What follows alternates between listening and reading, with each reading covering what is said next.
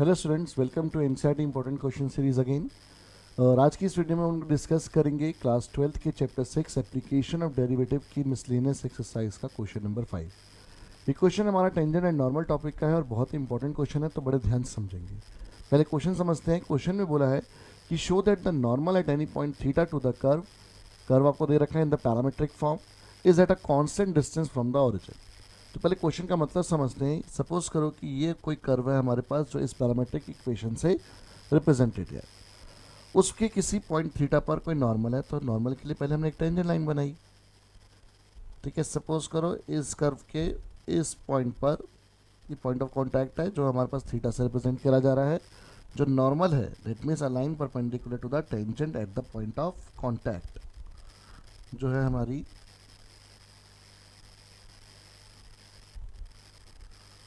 Suppose करो ये normal है हमारी,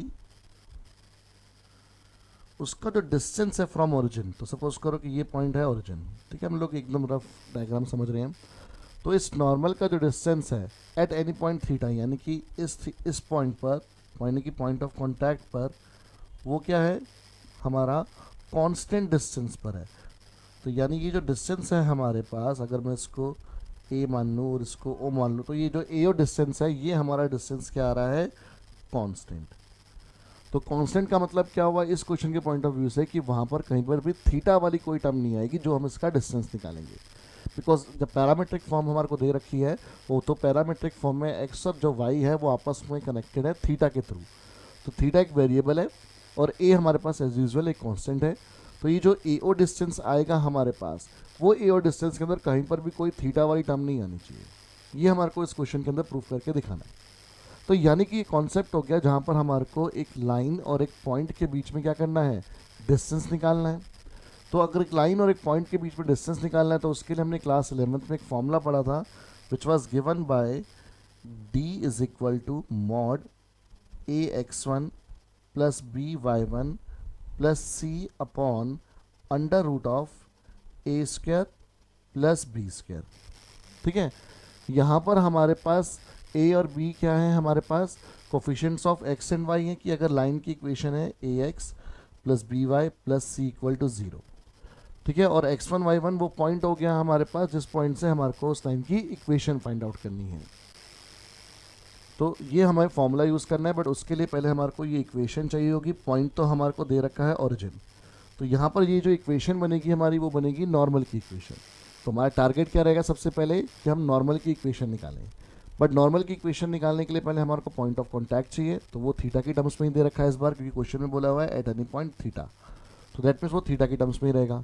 बट उसके लिए पहले हमारे को स्लोप ऑफ टेंजेंट चाहिए, और स्लोप ऑफ टेंजेंट के लिए हमारे को चाहिए d y by d x. तो हम लोग अपना क्वेश्चन का सॉल्यूशन स्टार्ट करते हैं। सबसे पहले लिखा जाएगा इक्वेशन ऑफ कर्व। अब इक्वेशन ऑफ कर्व जो है वो हमारे को पैरामीट्रिक फॉर्म में दे रखी है। तो x हो जाएगा a cos theta plus a theta sine theta, comma y equal to a sine theta minus a theta cos theta.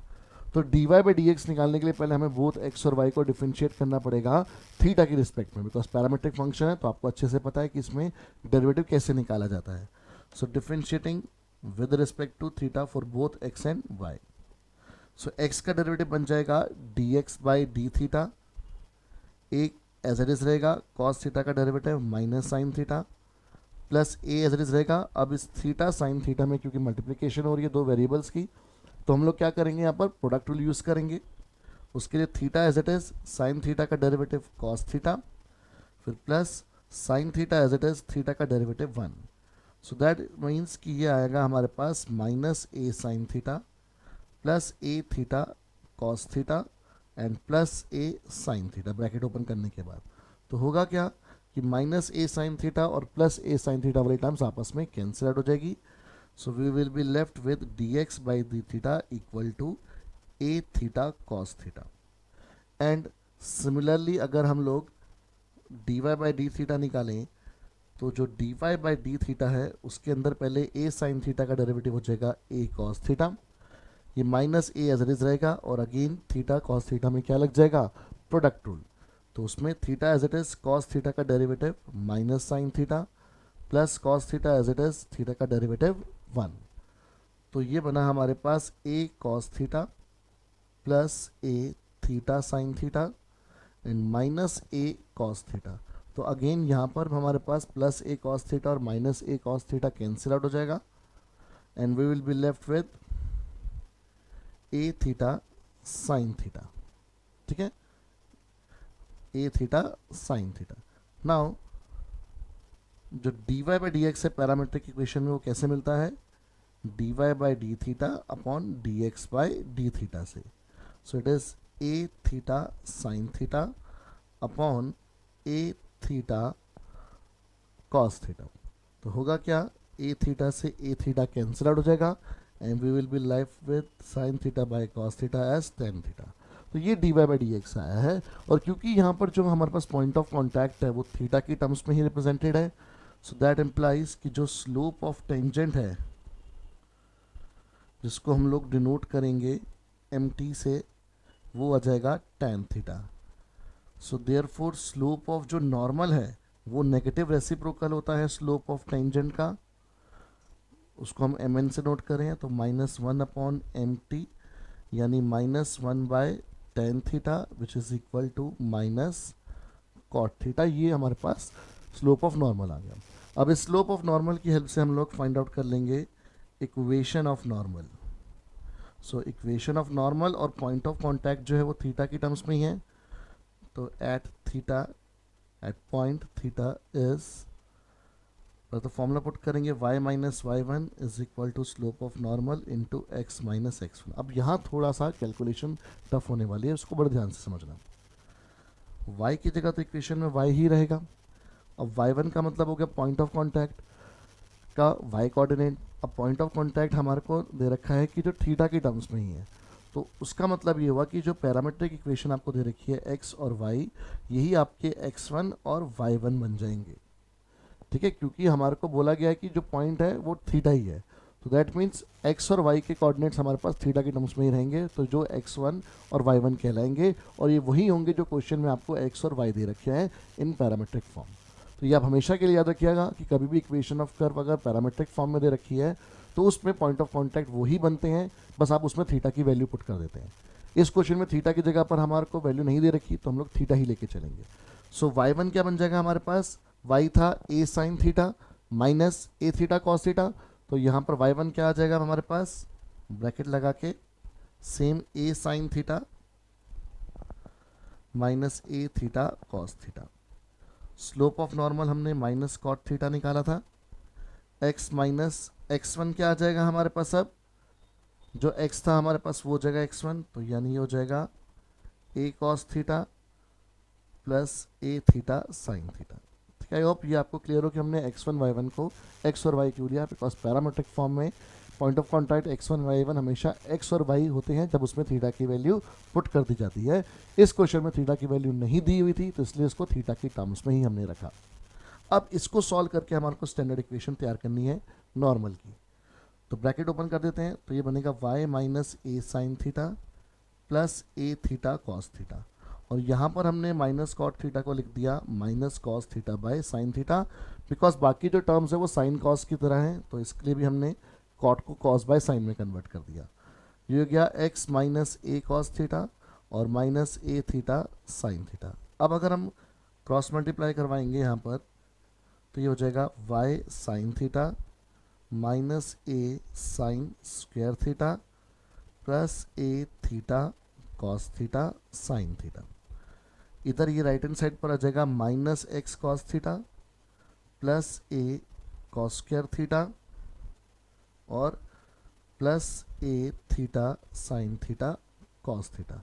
तो अगर आप ध्यान से देखें बेटा, तो ये प्लस ए theta sine theta cos theta और ये प्लस ए theta sine theta cos theta cancel हो जाएगा, और इन दोनों टर्म्स को हमने लेफ्ट हैंड साइड भेज दिया ताकि स्टैंडर्ड फॉर्म में हमारे को नॉर्मल की इक्वेशन मिल सके। तो ये आ जाएगा x cos theta plus y sine theta minus a sine square theta minus A cos square theta equal to 0। अब नेक्स्ट स्टेप आपको बिल्कुल क्लियर हो रहा होगा कि आप क्या करेंगे, लास्ट टू टर्म्स में से माइनस ए कॉमन ले लेंगे ताकि ये बन जाए sign square theta plus cos square theta, और इसकी वैल्यू आपको पता है होती है 1। तो फाइनली हमारे पास इक्वेशन ऑफ नॉर्मल आ गई as x cos theta plus y sine theta minus a equal to 0। ये हमारे पास आई है इक्वेशन ऑफ नॉर्मल। ठीक है, अब नॉर्मल है हमारे पास, ये इक्वेशन है और हमारे पास पॉइंट है ओरिजिन। हमारे को इस लाइन और पॉइंट के बीच में डिस्टेंस निकालना है। So as d is equal to mod a x one plus b y one plus c upon under root of a square plus b square. तो therefore which will be equal to, a होता है x का coefficient जो कि है cos theta, और point हमारे पास origin दे रखा है जिससे हमें डिस्टेंस निकालना है, तो x1 हो जाएगा 0। b होता है y का coefficient which is sine theta, y1 जो y कोऑर्डिनेट होता है पॉइंट का जो कि ओरिजिन है तो 0, और c मतलब जो कांस्टेंट होता है लाइन की इक्वेशन में वो माइनस a है, upon under root of a square यानी कि cos square theta plus b square यानी कि sine square theta. So therefore ये d कितना आ गया हमारे पास, mod of minus a upon 1 which is equal to a। So that implies कि जो डिस्टेंस है वो किसके इक्वल आ गया, a, और a क्या है, एक कांस्टेंट। ठीक है, तो हम लिख सकते हैं कि which is a constant, hence prove, which is a constant hence prove. हमारे को प्रूव यही करना था कि जो नॉर्मल और जो ओरिजिन के बीच में डिस्टेंस आएगा it will be a constant, it mean it will be independent of any variable, और वो वेरिएबल कौन है यहाँ पर, थीटा। तो बेटा ये इसका सॉल्यूशन है, इसको ध्यान से समझ के आपने नोट कर लिया होगा। इस क्वेश्चन को एक अच्छे से रिवाइज करना क्योंकि काफ़ी कॉन्सेप्ट इसके अंदर इन्वॉल्व है, क्लास 11th का भी एक कॉन्सेप्ट इन्वॉल्व है डिस्टेंस निकालने वाला, तो क्वेश्चन बहुत इंपॉर्टेंट बन जाता है। ठीक है, मिलते हैं बेटा नेक्स्ट क्वेश्चन में, नेक्स्ट वीडियो में। तब तक के लिए ऑल द बेस्ट, और एग्ज़ाम के लिए आप प्रिपरेशन करते रहिए। और कोई भी अगर आपको हेल्प चाहिए तो आप मुझे कॉन्टैक्ट कर सकते हैं थ्रू माई फ़ोन नंबर 9560219251, या फिर हमारी ईमेल आईडी ashishbhatiaclasses@gmail.com। ठीक है, आपको कोई क्वेश्चन अगर पर्टिकुलर एक्सरसाइज का, पर्टिकुलर चैप्टर का कोई भी क्वेश्चन पूछना है तो आप उसमें आप मुझे बता सकते हैं, मैं उसकी एक वीडियो बना के आपको एक्सप्लेन कर दूँगा। Take care, bye bye.